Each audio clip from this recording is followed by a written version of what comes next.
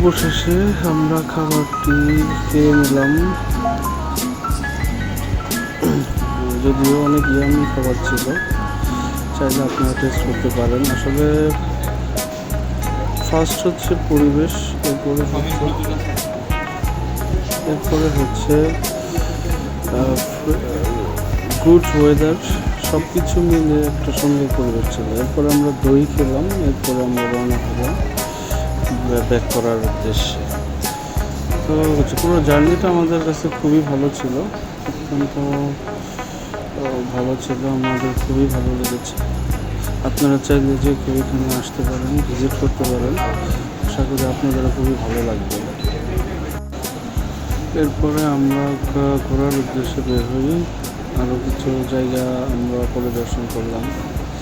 তো আসলে সব কিছু মিলে মনোমুগ্ধকর, অসম্ভব সুন্দর একটা জায়গা, খুবই ভালো লেগেছে। আপনারা চাইলে সবাই যেতে পারেন, আশা করি আপনাদের সবারই ভালো লাগবে।